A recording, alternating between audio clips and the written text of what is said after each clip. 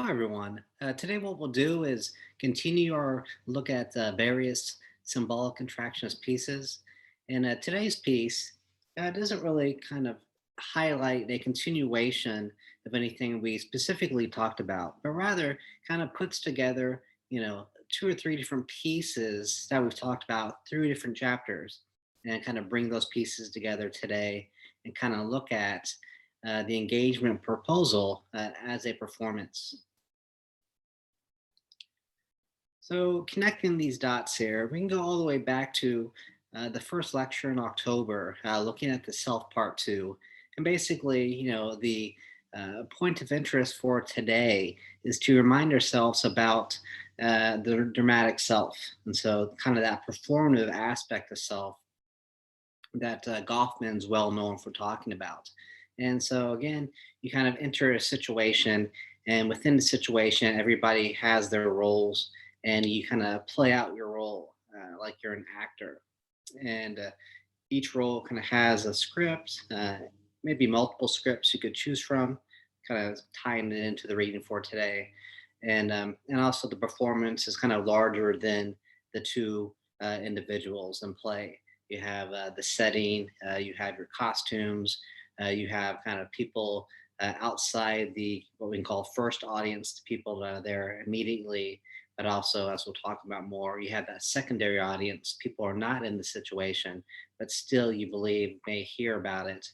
And so you kind of put on an act for not only the people there, but also out of your initial kind of performance, but kind of that secondary audience that may hear about it later on. And so that's what we're doing here, kind of looking at this idea of impression management, specifically, not the impression I'm trying to give off to my partner, but the impression that I'll be giving off to the secondary audience.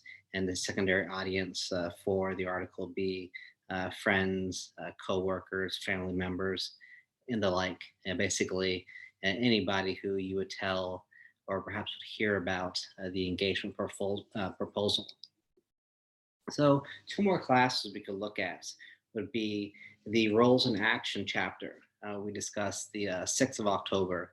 And here, basically, again, you're kind of taking on a role and you're playing it out in relation to other people.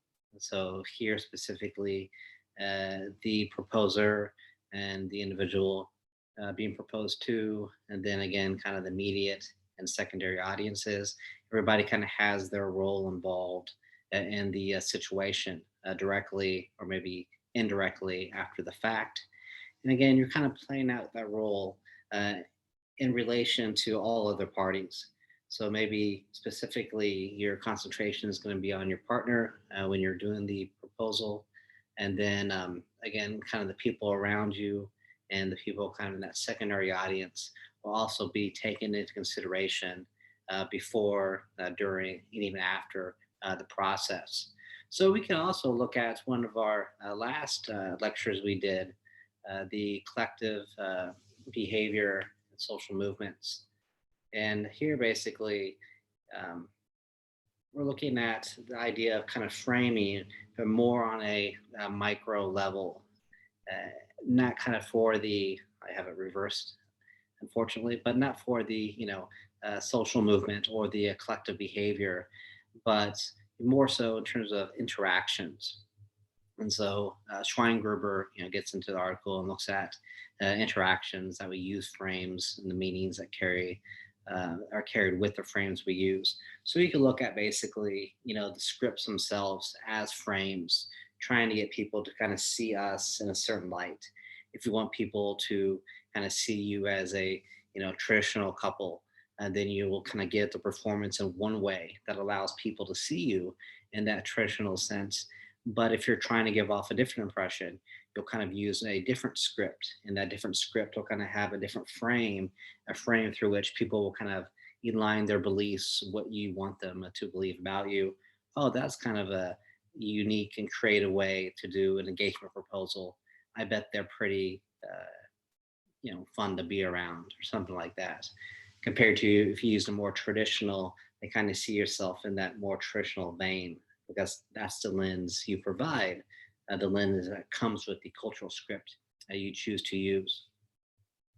So again, just take a little bit of pieces from three different classes, three different sets of readings, and now we can really concentrate on basically how it ties in to the article. So the article kind of captures two different studies at once. The first study is kind of the foundation for the second one he talks about throughout. Basically, the first study showed that people do think about others. So you do think about that secondary audience. And so the questions that go through people's mind would be, maybe first and foremost, how will my partner, uh, enjoy this proposal, but also how are other people kind of evaluate us based upon kind of what we do, perhaps what we don't do. So the first study basically found that people do take that secondary audience into consideration when they are coming up with an engagement proposal routine that they're going to do.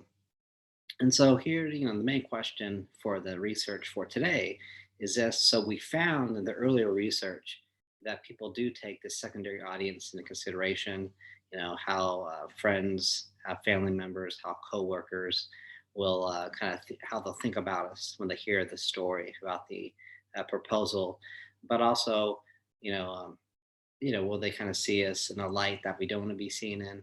Um, or perhaps, we're trying to, again, make that impression management. So will they actually see us the way we do want to be seen? So nevertheless, that was kind of the first study. So here, the second study gets at the question, what do they think about us? So does it really matter? You think it matters, but does it really matter to the secondary audience? Will they kind of see you as a couple in one way or another based upon the engagement performance you give? So that's what we're looking at for this piece. So the question becomes, do you follow a more traditional script? And they go into conceptualizing traditional script, getting down on a knee, using a ring, so on and so on. And then kind of non-traditional scripts when you're kind of going off the script of, not getting down on a knee, maybe not giving a ring. If you do give a ring, perhaps it's not a diamond ring. So again, just doing things a little bit abnormally compared to the normal traditional script and that we've kind of learned through socialization. Even though if you've never done the proposal itself. You witnessed it many times before on television and movies, so on and so on. So these scripts are out there in culture, and we kind of think about the scripts and we use them to inform our decisions to kind of shape what we do, what we don't do. And also, we need to just keep in mind, it's a very kind of heteronormative context. So things may differ in terms of research, both their original study and also the study under consideration for today. Things may differ when you're looking at kind of non-heteronormative couples. So kind of keep that in mind that the study today is kind of limited in nature by looking at only heterosexuals when it comes to the engagement performance. So overall, we can look at the engagement proposal as a performance. Again, there are many kind of scripts that are out there, and you can put your own little spin and your own little variations on the scripts.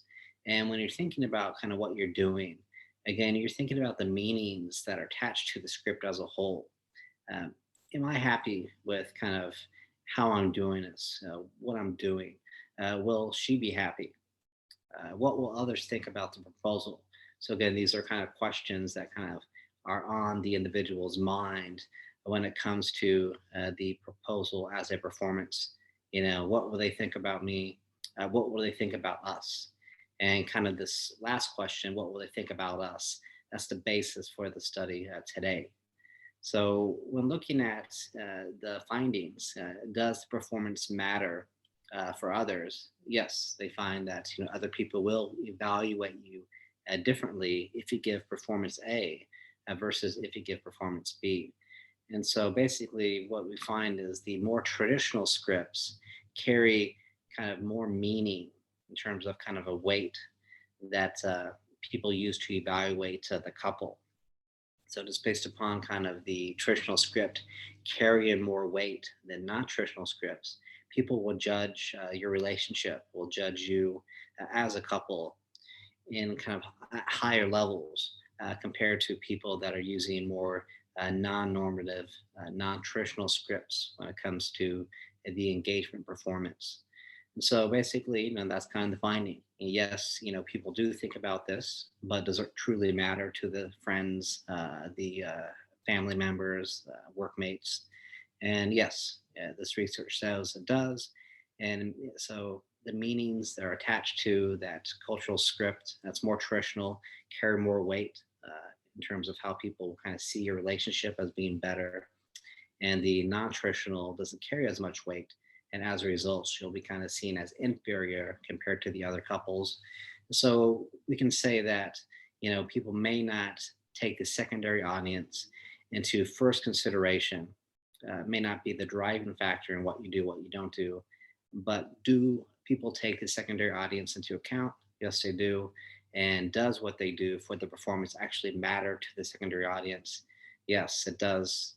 The traditional script was found to carry more of that meaning, thus more weight. So you're judged better compared to people that did things kind of off the script, traditionally speaking, and that carries kind of less meaning. I wouldn't say stigmatized, that people look down on you, but it doesn't carry the meaning that will kind of put you in the mind of the secondary audience as being a very strong, a very healthy couple. So we'll leave that there for today. So again, it's kind of looking at different pieces, what we talked about before, and kind of bringing those pieces together to discuss the Schwang River piece, looking at the engagement proposal as a performance.